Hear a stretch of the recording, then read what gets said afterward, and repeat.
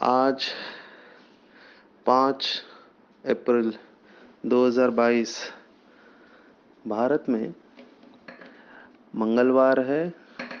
It's Tuesday इन भारत।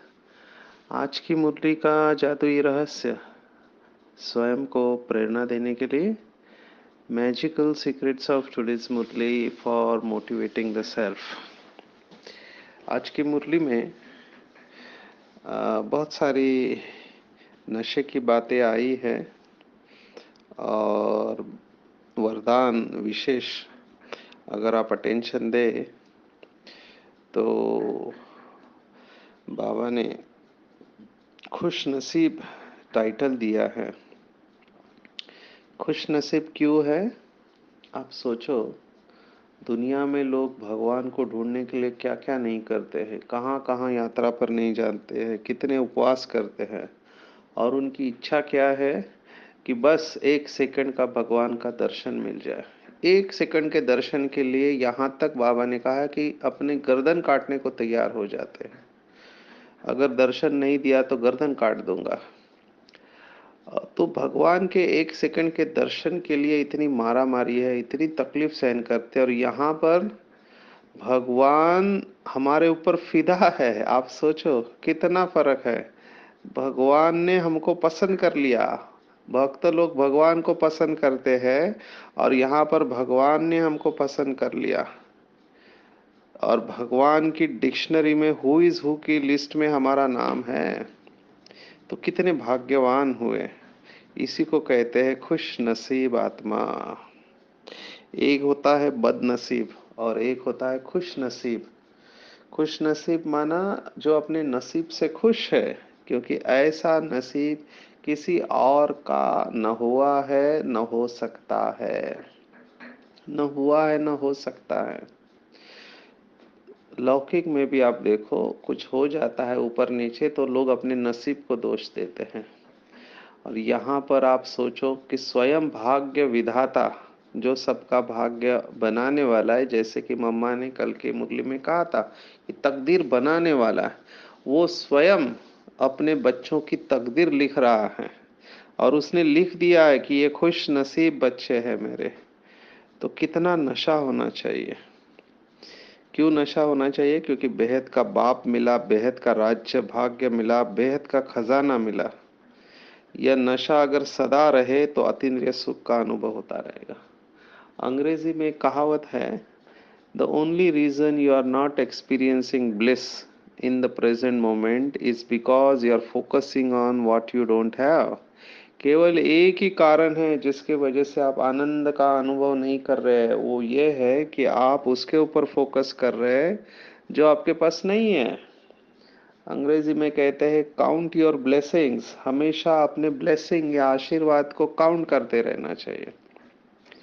तो क्या हम अपने भाग्य को देखते हैं कि कितने हम भाग्यवान हैं? बेहद का बाप मिला, राज्य भाग्य मिला, बेहद का खजाना मिला और यही बेहद का रूहानी नशा करते और कराने वाले खुश नसीब आत्माएं खुद भी करते हैं और औरों को भी कराते हैं।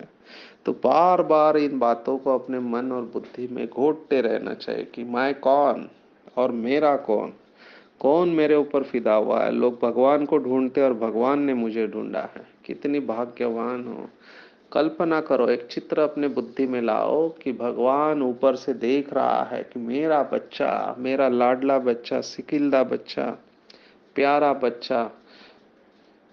देखो कितने नशे की बात है कि भगवान हमारे बगैर रह नहीं सकता है। एक मुरली में बाबा ने खुद कहा था कि बाप को भी बच्चों के बगैर परम धाम में अच्छा नहीं लगता है। सोचो कितने भाग्यवान हैं हम।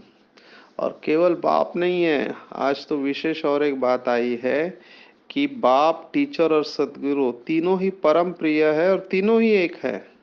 इसलिए याद करना भी सहज है। लौकिक में बाप अलग होता है, टीचर अलग होता है और सदगुरु तो डेफिनेटली अलग होता है, लेकिन यहाँ पर तीनों ही एक में है। एक पढ़ाई देता है, एक वर्षा देता है और एक वरदान देता है। तो याद बहुत सहज होनी चाहिए, नशा चढ़ जाना चाहिए कि कौन किससे मिलने आ रहा है। देखो, लौकिक में भी एक हद का कॉरपोरेटर या एमएलए, एमपी या मिनिस्टर या चीफ मिनिस्टर या प्राइम मिनिस्टर या प्रेसिडेंट मिलने आ रहा है तो लोग क्या क्या डेकोरेशन करते, पूरी शहर को ही चमका देते हैं कि फलाना प्राइम मिनिस्टर आता है। आजकल कितने होर्डिंग्स लगे रहते हैं, कितने माला लेके स्वागत के लिए खड़े रहते हैं। और है क्या हद के है, किसी कंट्री के, किसी स्टेट के, हल्के से है। लेकिन यहाँ पर कौन मिलने आ रहा है, जरा सोचो। हाईएस्ट अथॉरिटी जो जन्म मरण के चक्कर में नहीं आती, जो सर्वशक्तिवान है, पतित पावन है, ज्ञान का सागर, प्रेम का सागर, आनंद का सागर, इतनी महान हस्ती किससे मिलने आ रही है।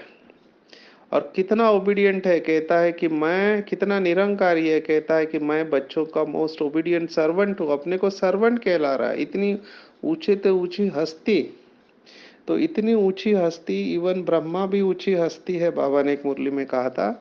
और शिव बाबा, बाप दादा दोनों हमसे मिलने के लिए आ रहे हैं। तो क्या कहे, ऐसे बाप के ऊपर क्यों ना फिदा जाए, हाँ क्यों ना कुर्बान जाए।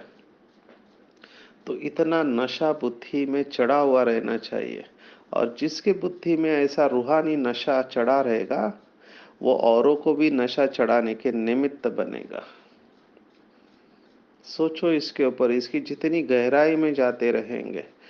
मेरे पास बहुत सारे पेशेंट आते हैं, खास करके बीके भाई बहने जब आते हैं तो मैं उनको लिखने को देता हूँ कि आप अपनी नशा, आध्यात्मिक नशा को रिवाइज करो, लिख के लाओ सामान के पॉइंट्स। और वो जैसे उनको याद आता है सामान के पॉइंट्स लिख के लाते हैं, और वो दिन भर उनको अभ्यास देते हैं, तो देखते हैं कि सुबह चालू किया शाम तक उनका मूड लिफ्ट हो जाता है, खास करके जो डिप्रेशन में रहते हैं।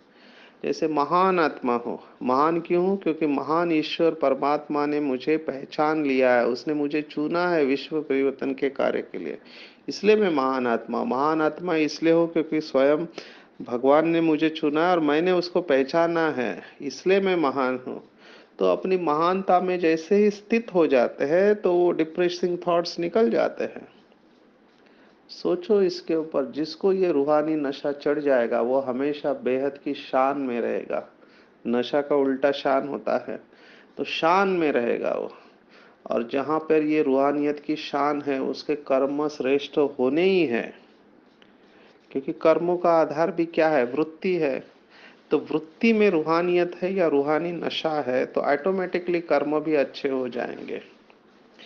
लेकिन फिर भी बाबा और एक बात कहता है कि इतना सब होने के बाद भी कई बच्चे बाबा का हाथ छोड़ देते हैं या माया की थप्पड़ खाते हैं। बाबा ने थप्पड़ कहा, एक छोटा थप्पड़ होता है, एक बड़ा थप्पड़ होता है।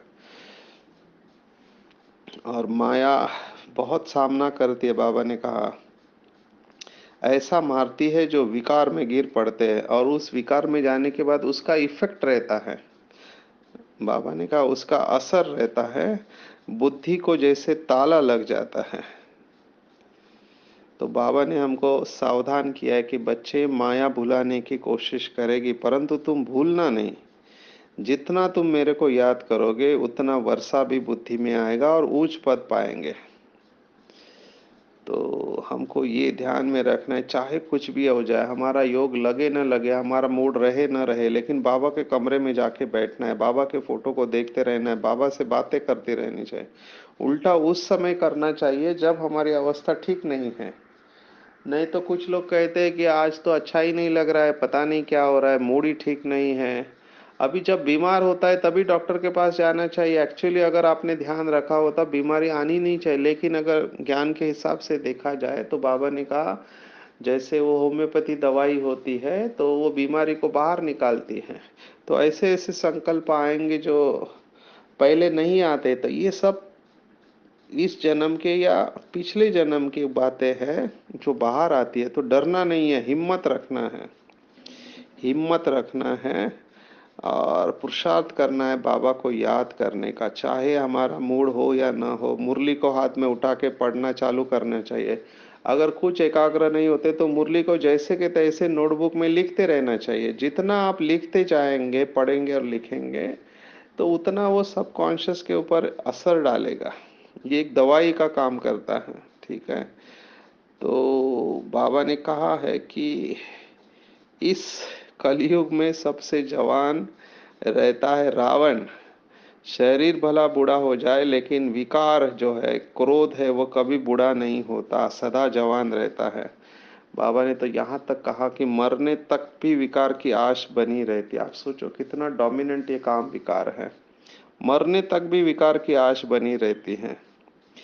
आप सबने सुना होगा कि ग्रीक फिलोसोफर को पूछा कि अगर हम विकार, वो तो पवित्रता को धारणा बताते थे, तो उसको पूछा कि अगर हम नहीं रह सकते तो क्या करना चाहिए। तो उसने कहा कि अगर नहीं रह सकते तो साल में एक बार आपको जाना चाहिए। तो सामने वाले ने फिर से पूछा अगर उससे भी तृप्ति संतुष्टि नहीं होती है, तो फिर उसने कहा चलो उससे भी नहीं होती है तो महीने में एक बार आप जा सकते हो। कहता उससे भी नहीं होती है तो फिर उसने जवाब दिया, सुकरात ने जवाब क्या दिया कि अगर उसके बाद भी आप नहीं रह सकते तो आप अपने लकड़ियां इकट्ठी करो और मरने की तैयारी करो, क्योंकि आपका बचना मुश्किल है। देखो ये कब कहा गया, जब ग्रीक फिलोसोफर सोक्रेटिस होके गया। आज तो और डाउनफॉल हुआ है, और लोग तो रोज पता नहीं दिन में कितने बार विकार में जाते हैं, उनकी क्या हालत होती होगी। बुद्धि को पूरा ताला लग जाता है। अभी ये क्यों कह रहा है, एज अ डॉक्टर आपको बता रहे कि ऐसे केसेस है हमारे पास। एडिक्शन माना लोग समझते हैं कि केवल बीड़ी सिगरेट तंबाकू शराब या ड्रग्स, इसको ही एडिक्शन समझते हैं, लेकिन नहीं, एडिक्शन एक बहुत बड़ा सब्जेक्ट है। एडिक्शन खाने की चीज़ों का भी होता है, एडिक्शन डिजिटल एडिक्शन भी होता है, ऐसे ही विकार का भी एडिक्शन होता है। विकारी वेबसाइट को विजिट करने का भी एडिक्शन होता है। ये सब बहुत अलग अलग एडिक्शन है, मगर मैं बोलते जाऊं तो ये सब्जेक्ट बहुत बड़ा है। लेकिन कहने का भाव यह है कि ये विकार हमेशा जवान रहता है, ऐसे बाबा ने कहा है, और मनुष्य का यही परम मित्र है, इसलिए एक दो को तंग करते रहते हैं। तो बाबा ने कहा कि अपने आप को बचाना है इन चीज़ों से, एक जन्म के लिए पवित्रता का अनुभव करना है। एक जन्म, एक जन्म अगर हम पवित्र रहेंगे तो फिर हमारा देखो पूरे कल्पों में भाग्य बन जाता है। और बुरी आदत, बाबा ने आज और एक पॉइंट बताया कि बुरी आदत, और बुरी आदत में बहुत बड़ा सब्जेक्ट है, ये एडिक्शन के साथ ही जुड़ा हुआ है। तो बाबा ने तीन चार बुरी आदत बताई। एक तो चोरी करना, झूठ बोलना या मांगना, ये तीनों बुरी आदत बाबा ने कहा छोड़ देना है। हालांकि बुरी आदत में बहुत सारी आदतें आती है, अब ये सब निगेटिव बातें हैं इसलिए यहाँ पर नहीं ले रहे, पर as a doctor, as a counsellor हमको पता है कि क्या क्या बुरी आदतें भाइयों में रहती है और क्या बहनों में रहती है। तो रॉयल्टी या प्यूरिटी के साथ ये सब जुड़ी हुई है। तो बाबा ने बहुत बार कहा कि मांगने से मरना भला। आज उदाहरण दिया है कि बाबा का बर्थडे है तो कुछ देखो, बाबा ने कहा बिल्कुल नहीं कहना है, आपको शब्द इस्तेमाल करना है, ईश्वर को इंश्योर करना है अगर आप चाहते हैं तो। क्योंकि ये शब्द भी एकदम गलत है कि हम भगवान को दे रहे हैं, हम भगवान को कुछ नहीं दे रहे, उल्टा हम ले रहे हैं, अपने आप को इंश्योर कर रहे हैं। तो मांगना नहीं चाहिए, बाबा ने हमेशा निमित्त आत्मा को कहा कभी भी मांगना नहीं चाहिए, मांगने से मरना भला। तो ये जो आदत है मांगने की, इससे कई लोग डिस्टर्ब हो जाते हैं। बाबा यज्ञ को चला रहा है, बाबा ने कहा कि अगर आपके पास ज्ञान धन है तो स्थूल धन छम छम करके आएगा, इसलिए मांगना कभी नहीं है। दूसरा, चोरी भी नहीं करनी है। अभी चोरी क्यों करते हैं लोग? चोरी इसलिए करते हैं कि वो समझते हैं कि हमको ये चीज़ की ज़रूरत है और नहीं मिल रही तो चोरी करते हैं। बाबा के बच्चों में तो ये आदत नहीं होनी चाहिए, पर कई मानसिक बीमारियां होते हैं, कई लोगों को लगता है कि कौन देख रहा है। पहले भी हमने देखा एक बीमारी है मानसिक, जिसको क्लेप्टोमेनिया कहते हैं। इन लोगों को आदत होती है, कहीं कोई चीज़ पड़ी है तो उसको उठा लेते हैं। अभी ऐसे नहीं कि ये लोग जागरूक अवस्था में कर, ये बीमारी है एक प्रकार की। आपको एक सत्य घटना सुनाते हैं। हमारे कॉलेज में, एमबीबीएस कॉलेज में एक फॉरेन के लड़के थे। अभी हमारी चीज़ें गायब होने लगी, पहले तो लगा कि कहीं भूल गए, फिर एक एक करके सबकी चीज़ें गायब होने लगी, कभी पेन गया, कभी और कुछ गया। तो सभी ने नोटिस किया कि ये क्या हो रहा है, तो लोगों ने ऑब्जर्व करना चालू किया, तो पता चला कि ये आत्मा उठाती है और अपने लॉकर में जाके रखती है। तो जब सबके सामने लॉकर खोलने को कहा, उसने कहा कुछ नहीं है, वो रोने लगी। लेकिन फिर एडमिनिस्ट्रेटर आए और जब लॉकर खोला तो सभी की चीज़ें उसके लॉकर में पड़ी हुई थी। अब ये बीमारी है, ये मानसिक बीमारी है जिसमें लोग उठा लेते हैं। तो ये उठाने की आदत भी अच्छी नहीं है। बाबा ने तो यहाँ तक कहा कि ये बहुत बड़ा विकर्म है। आपको मनमोहिनी दीदी की कहानी तो सुना ही होगी। मनमोहिनी दीदी जो यज्ञ की इंचार्ज थी, पहले स्ट्रिक्ट एडमिनिस्ट्रेटर थे, और उन्होंने ही यज्ञ में शाम का नुमा शाम का योग चालू किया था। और कंपलसरी सबको बैठना पड़ता था, 6:30 से 7:30 योग, जैसे आजकल की तरह नहीं है कोई कहाँ घूम रहा है कोई क्या कर रहा है, कंपलसरी। और बाबा ने तो कहा था जो इफेक्ट अमृत वेला योग का है वही नुमा शाम का भी होता है। तो एक दिन ऐसे ही यज्ञ में टोली बन रही थी। अभी टोली बनाने के लिए आए थे सेवाधारी। तो मनमोहिनी दीदी चक्कर लगा के देखती थी। तो एक दिन उन्होंने देखा कि वो टोली बनाने वाला भाई, वो टोली बन के रेडी हो गए, उसको उठा के मुंह में डाल दिया। बस इन्होंने देखा, उसको कुछ नहीं कहा। दीदी ने उनकी जो टीचर थे उनको बुला के कहा कि ये भाई का सौगात है और इसको आप यहाँ से वापस भेज दो, और ये भाई वापस मधुबन में नहीं दिखना चाहिए। इतना स्ट्रिक्ट, क्योंकि बाबा को भोग लगा नहीं, आप उसको मुंह में नहीं डाल सकते। तो ये है बिना पूछे किसी चीज़ को उठाना, ये बाबा को बिल्कुल अच्छा नहीं लगता। और बाबा ने इसके बारे में बहुत बार कहा है, चोरी करने की आदत, बिना पूछे किसी भी चीज़ को कहाँ से उठाना नहीं चाहिए। लेकिन कुछ लोगों में ये संस्कार होते हैं, उनको लगता है क्या फर्क पड़ता है। कई लोग कहते हैं वैसे नहीं उठाते, लेकिन कई लोगों को देखा गया है कि जैसे ऑफिस में जाते हैं तो ऑफिस से पिन पिन होते हैं, पिन को उठा लेते, पेपर को लेके आते, ये भी एक प्रकार की चोरी है ना। क्योंकि वो ऑफिस की चीज आप घर पे नहीं ला सकते, लेकिन कई लोगों को लगता है इतना तो चलता है, कौन देख रहा है। लेकिन ये सत्यता की परसेंटेज में कम हो जाते हैं। झूठ बोलना, अभी इसके बारे में तो हम घंटों तक जा सकते हैं। कई लोगों को लगता है झूठ बोलने बगैर काम नहीं होगा, या अपनी इमेज को बचाने के लिए झूठ बोलते हैं। कोई ऐसा कर्म किया हुआ रहता है जिसका पश्चाताप होता है, या लोगों को पता चल जाता है तो अपने को सिद्ध करने के लिए झूठ बोलते हैं। क्या क्या झूठ बोलते हैं, कितने सारे आपको प्रैक्टिकल अनुभव सुना सकते हैं। लेकिन चलो आप जीत भी गए झूठ बोल के, तो भी क्या फायदा। आपके अंदर द्वंद्व चलता रहेगा और बाबा को आप आंखों से आंखें मिला नहीं सकते। तो समझदारी इसमें है कि जो सच है वो बता देना चाहिए, भले थोड़े समय के लिए परेशानी होगी, लेकिन आप बाबा के आंखों में आंखें डालकर बात कर सकते हैं। और बाबा को हमेशा सच्चाई सफाई अच्छी लगती है, तो बाबा आपको स्वीकार कर देगा, अगली बार के लिए अटेंशन रखने को कहेगा। तो ऐसी बहुत सारी बुरी आदतें होती है, तो हर एक चेक करे कि मेरे अंदर कौन सी ऐसी बुरी आदत है। कई लोगों को इधर का समाचार उधर सुनाने की बहुत आदत रहती है, जिसको बाबा ने कहा किसी की असत्य, अभी कुछ दिन पहले आया था वरदान में, असत्य झूठ व्यर्थ बातें देखा सुना और सुनाया, तीनों में अगर उसको समाया नहीं दिल में अच्छी तरह से, तो वो भी पाप कर्म हो जाता है। इवन सुनने वाले के ऊपर भी पाप चढ़ता है, और जो सुनाने वाला है उसके ऊपर बहुत पाप चढ़ता है। और कुछ लोग ये काम करते रहते हैं, वृत्ति को खराब करते रहते हैं। तो बाबा का स्पष्ट श्रीमत है कि ऐसी बातें, माना इविल बातें किसी के प्रति भी न सुननी है न सुनानी है, क्योंकि सुनने वाले के ऊपर भी पाप चढ़ जाएगा। इसलिए अगर आपको जरा भी इशारा मिलता है कि ये इविल बातें सुनाने वाला, किसी की ग्लानि करने वाली आत्मा है, तो तुरंत वहां से निकल जाना चाहिए, वहां रुकना नहीं चाहिए। क्योंकि एक बार आपने सुना तो सामने वाले को पक्का हो जाएगा कि इसको इंटरेस्ट है, और अगले बार उसको कचरा डालना है तो वो आपके पास ही कचरा डालने के लिए आएगा।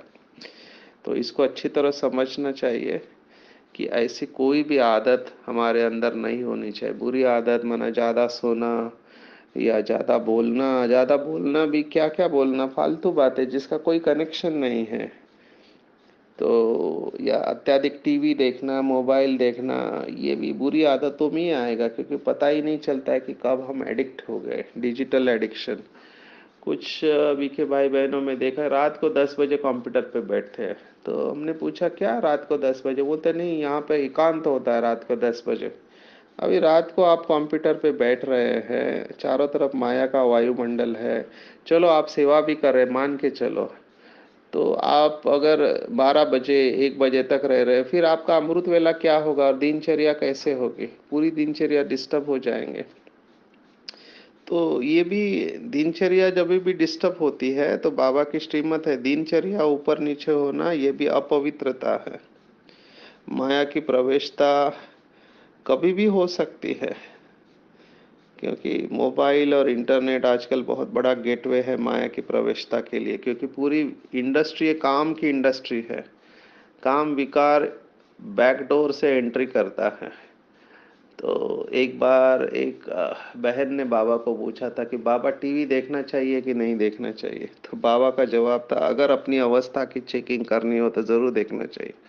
अगर आपकी वृत्ति में चंचलता आती है टीवी देखने से, एडवर्टाइज देखने से, मूवी देखने से या मोबाइल देखने से, तो तुरंत उसको बंद कर देना चाहिए। नहीं तो क्या होगा, अंदर की पुरानी फाइल खुल जाएगी और उस भावनाओं में बह जाएंगे।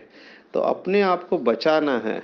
आज बाबा ने कहा अपने आप को अच्छी तरह से बचाना है, माया की प्रवेशता किसी भी कारण से न हो जाए, इसमें सावधान रहना चाहिए। Attention please. तो वो सब संग फिर मोबाइल टीवी का है, सीरियल का है, मूवीज का है। बाबा ने तो मूवी के बारे में कितना बताया, सिनेमा कहते हैं ना, सीन की माँ है ये। तो उससे भी अपने आप को बचाना है, नहीं तो कब माया कच्चा खा जाएगी पता भी नहीं चलेगा। और विशेष आराम पसंद नहीं बनना है। जैसे सीनियर होने लगते हैं, सब बंधन कटने लगते हैं, तो ऐसे लगता है कि बस अभी पहुंच गए। उस समय विशेष अटेंशन रखना है, आराम पसंद नहीं बनना है। देखो ब्रह्मा बाबा को पता था कि नंबर 1 आने वाले, मम्मा को भी पता था, इसलिए वो अलबेले नहीं बने। उन्होंने उल्टा और अटेंशन रखा कि जो कर्म मैं करूंगा मुझे देख सभी करेंगे। इतना उनका अपने कर्मों के ऊपर अटेंशन था, हीरो पाटधारी बनकर चलते रहे, पुरुषार्थ करते रहे। दादियाँ सुनाती है, बड़ी बहनें सुनाती है कि हम देखना चाहते थे कि अभी बाबा क्या कर रहा है, अभी बाबा कैसे चलता है फरिश्ता अवस्था में, बाबा कैसे बैठा हुआ है, योग कैसे करता है। तो हर चीज कर्म का आकर्षण था। क्यों? क्योंकि हर कर्म के ऊपर बाबा का मम्मा का अटेंशन रहता था, और हम अभी उनको ही फॉलो कर रहे हैं। निर्वैर भाई हमको सुनाते थे कि बाबा पांडव भवन के वरांडा में दिखाते थे कि कैसे फरिश्ता बनकर चलना होता है, फरिश्ते कैसे चलते हैं। क्या लकी सोल हो गए जिन्होंने ब्रह्मा बाप को देखा है।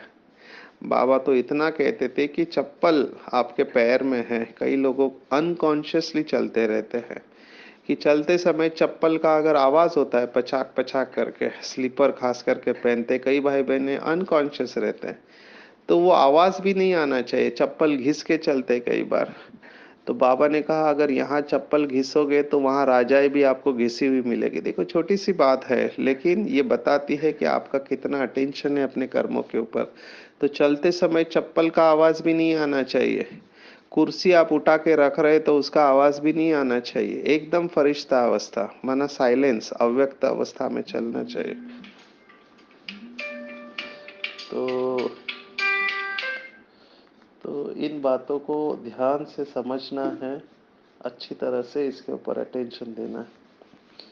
तो आराम पसंद नहीं बनना चाहिए, एक्टिव रहना चाहिए। देखो ब्रह्मा बाबा इतने उम्र में भी कितना अथक होके सेवा करते थे। वो चाहते थे तो आराम कर सकते थे, बोल सकते थे कि मेरी 90+ उम्र हो गई है, मैंने यज्ञ के लिए इतना किया, सब कुछ अपना लगाया, अभी तुम ही करो, मैं तो अपने रूम में रहूंगा, बुखार में भी मैं आराम करूंगा। लेकिन ऐसे नहीं, बुखार में भी बाबा आए, टोपा पहन के आए और उन्होंने सेवा करके दिखाया। रात को पौधों को पानी डालते थे तो बहुत वंडर लगता था। फिर बाबा कहते थे कि दिन भर तो शिव बाबा की सवारी रहती है, मुझे यज्ञ सेवा करना नहीं मिलता है। सोचो कितना अटेंशन रहा होगा।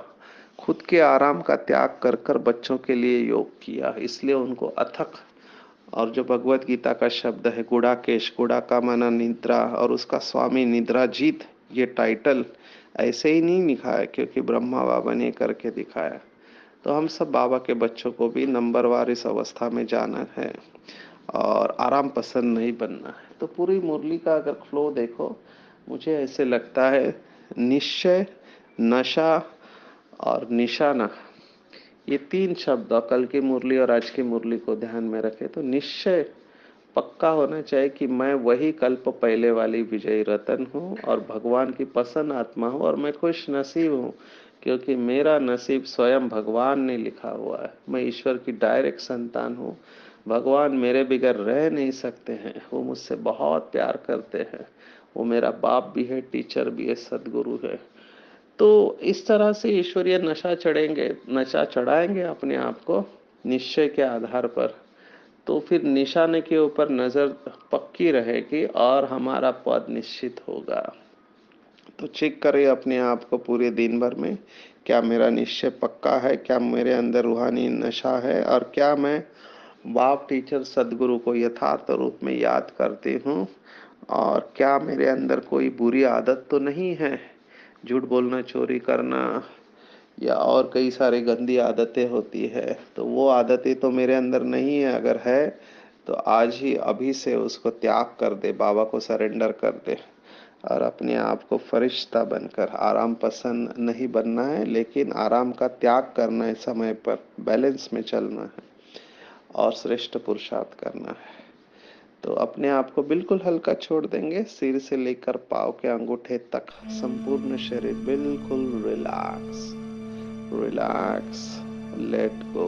मेरा संपूर्ण शरीर हल्का होते जा रहा है, शांत और रिलैक्स। ध्यान दो आंखों के बीच में, महसूस करेंगे कि मैं इस शरीर से बिल्कुल अलग हूँ, दिव्य प्रकाश, ईश्वर की संतान, खुश नसीब हूँ, क्योंकि स्वयं भगवान मेरे ऊपर फिदा है, मेरे बगैर रह नहीं सकता और उसने मुझे चुना है, मैं उसकी पसंद हूँ। विश्व परिवर्तन के कार्य के लिए शिव बाबा ने मुझे निमित्त बनाया है। बेहद का बाप, बेहद का वर्षा और बेहद का खजाना प्राप्त करने वाली मैं पद्मा पदम भाग्यशाली आत्मा हूँ।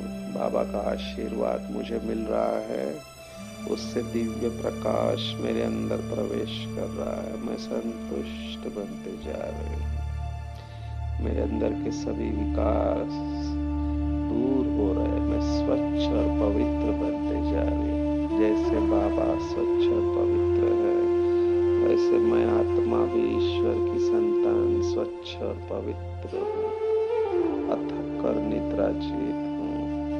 मुझे बहुत अच्छा लग रहा है, क्योंकि बाप से वर्षा, टीचर से पढ़ाई और सदगुरु से वरदान मुझे प्राप्त है। मैं वरदानी मूर्त आत्मा हूँ। विश्व की सर्व आत्माएं अनेक जन्मों के लिए सुखी हो जाए, ये मेरा श्रेष्ठ संकल्प है। मुझे बहुत अच्छा लग रहा है, मैं बिल्कुल हल्की हो चुकी हूँ, शांत और रिलैक्स। ओम शांति शांति शांति। सर्वशक्तिवान बाप हमेशा मेरे साथ है, उसका वरदानी हाथ मेरे सिर के ऊपर है। बाबा मुझे बहुत प्यार से दृष्टि दे रहा है और बाबा मुझे कह रहा है कि तुम मेरी पसंद हो, मैंने तुम्हें चुना है, तुमने हर कल्प में श्रेष्ठ महान कर्तव्य किया है, तुम कल्प कल्प के विजयी रतन हो, मेरी सर्व शक्तियां तुम्हारे साथ है और तुम्हारी विजय निश्चित है, निश्चित है, निश्चित है। जाओ विश्व का कल्याण करो। बाबा से दृष्टि लेते हुए मैं बहुत खुश हो रही हूँ। बाबा से नैन मुलाकात करते हुए दिल गदगद हो रहा है और मैं बाबा की बाहों में समाते जा रही हूँ। अपने आप को भूल चुकी हूँ।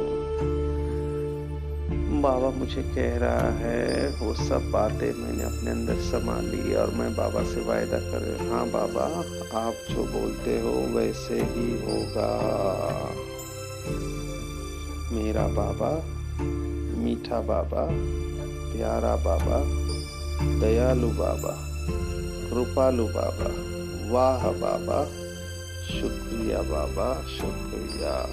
अच्छा, ओम शांति।